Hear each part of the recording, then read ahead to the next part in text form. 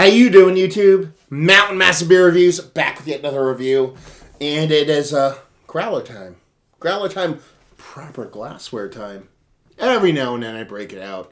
You know, I try to do it when there's just growlers, because you don't see the label, but I do it for you, people. I do it for science. Proper glassware time in the form of Bonn Brewing's, Bonn Place. Can't forget the place part. Bonn Place Brewing's Uncle Cray-Cray. Double IPA. Bonn Place. Brewery, not too far away from me, maybe an hour, if that. In beautiful Bethlehem, Pennsylvania. A town I actually lived right next to for many years. And I was out and about today. I had to go down there for a errand, I guess you would say. And I've been wanting to hit this place for a while, just haven't had the chance. And today was the day. I was like, fuck it, I'm going. Popped in, had a couple beers, dug the joint, and yeah. What else do you want me to say? Just the place itself, Bonn Place, reminds me of a Belgian brewery. The way the logo is, the way everything goes, I was like, okay, this has very Belgian-esque kind of sensibilities to me. As far as the name and how things goes. Now, they didn't have any kind of Belgian-esque kind of beers there. It was more just, new schooler stuff, maybe more English skewing stuff. But I dug the little excursion. I dug the beers I had, brought back growler, figured I'd review it, and give them a little bit of a pub. Hopefully good pub. So there we go. Label-wise, it's a growler. It's not their growler, so I can't say anything about that and just say... Let's rotate around that way. Give it a pour, see what she's got. So we're dealing with a double IPA here. Like I said, it was called Uncle Cray-Cray. That's a name for a beer. Uncle Cray-Cray double IPA. I think they might have had this on Nitro. Or, not Nitro, hand pull. So we'll see what's what. Thrown in their glass. This is actually one of my favorite cheap glasses. So if I want to talk about glassware for a second to actually let this head kind of fucking settle down on itself. There's a lot of different glassware out there. I mean, I have glassware sitting around here. I have this, this is my go-to, your kind of tulipy shape.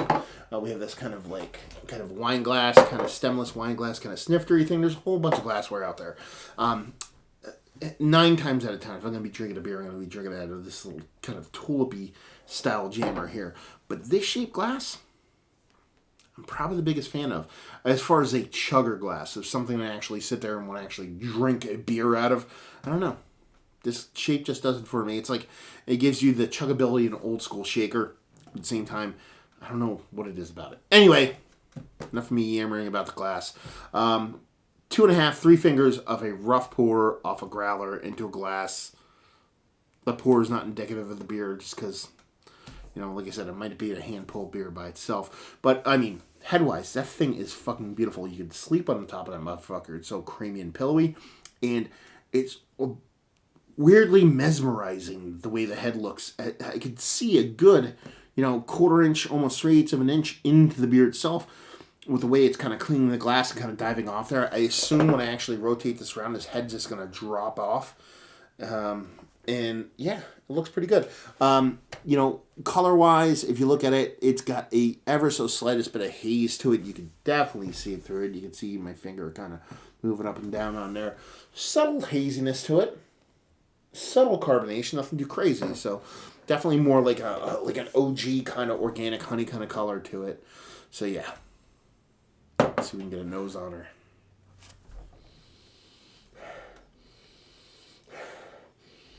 It's malty. The hops are present there. They're rich. They're bittering. They're herbal. They're not super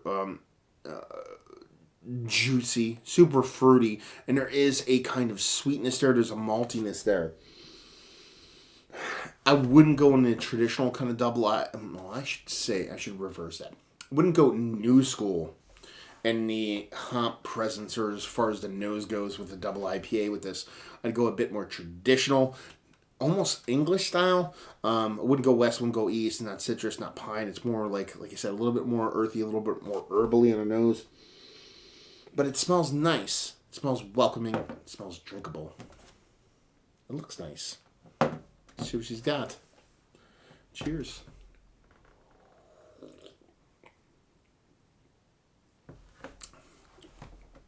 It's all about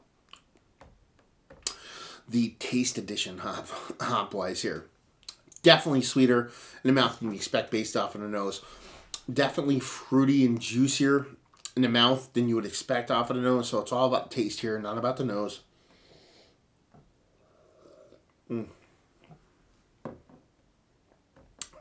Very like not stone fruit, star fruity, very tropical fruity, like not super sweet, but super meaty, fleshy, semi-sweet kind of tropical fruitiness here. You're talking about papaya, you're talking about kiwi, but you're not going ripened on this. You're going to semi-sweet, semi-ripened kind of fruit on this.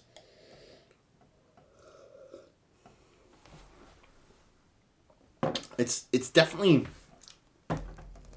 there's a bit of bittering to balance that sweetness too. Nothing too crazy though. But yeah, it's interesting. It tastes like what I'm getting from it. It tastes like what I kind of alluded to earlier, which is like what an English brewery would do, but an English brewery would do with new school hops. It tastes like you're taking an old kind of English based beer, or like even an ESB.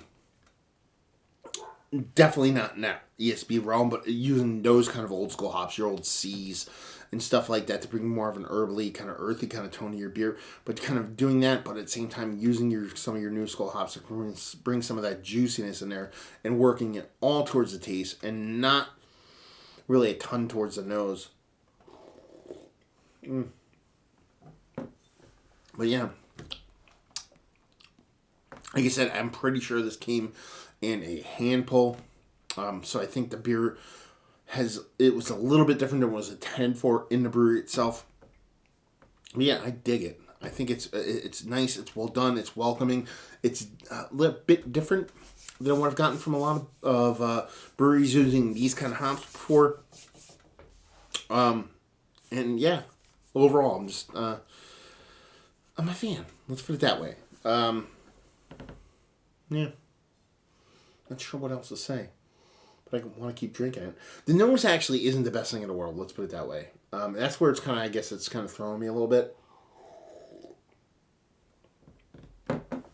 The nose is kind of like me. You know, when you actually taste a beer and you drink it,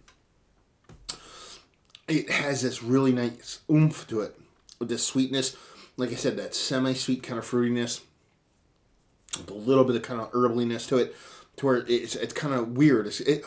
Let's put it this way. I don't want to associate other people's beers with other breweries. It's not the thing I want to do. But this is a very kind of forest and Maine-y kind of beer to me. That's the kind of vibes I'm getting off of it. And that's, I think, where that kind of English sensibility with the new school hops kind of comes in. It's distinct from that. It doesn't taste like a Forest Maine beer, but it's kind of like in that kind of vein, style-wise. I'm not saying they're biting them or doing whatever, so don't take that for anything other than what a yammering fucking retard is saying in no fucking YouTube. But yeah, that's kind of I'm getting off it. And that's a brewery I enjoy, so it's kind of just hits those marks for me. And, yeah, like I said, just kind of dig it. So, yeah, let's talk about it. Is it one of the better double IPAs I've had as of late? On the outside looking at it. Only because there's ones that I really enjoy that kind of trump this. It's not so much this beer being not a good beer as opposed to other ones just really hit the mark for me personally, but it's really fucking close. It's enjoyable and I dig it, and the fact that it's relatively close to me is absolutely fantastic. Value and availability. I actually don't know what I paid for these. I just got 2 growlers and I got a flighted and stuff like that, so no idea. I'm assuming it was around $8 to $14 for a 32-ounce growler, so take that for what it's worth. Brewer only. Definitely not canning things, and just say if you like what we like this. If you like Forest and Maine. If you like English style beers, but you want to know what the new school, your huge USA influence does on some beers. And if you just want interesting beer made by a brewery that kind of is trying to do good things, let's put it that way, definitely worth giving a whirl. Cool spot, tiny, nothing too crazy. Looked like a nice, I don't know, 5-barrel setup maybe with like a couple fooders, little oak line fucking fermenters. Nothing too crazy, and just looks like a tiny little place that's trying to make the mark and do fun things, and that does not suck. So if you're into that kind of beer, people trying to do good beer, then do good things and give them a visit. Like I said, Bonn Place Brewing. There you go. Another review in the books. Hopefully you guys enjoyed the review. If you didn't, anywhere in between, comments and things down there. Facebook, Twitter, Instagram, and Tapped, Massive Beers, and all 4 of those places if you want to check me out anywhere else. And hopefully you guys enjoyed the review. Hopefully you're enjoying a nice, homegrown double IPA right now. And hopefully see you next time. Cheers.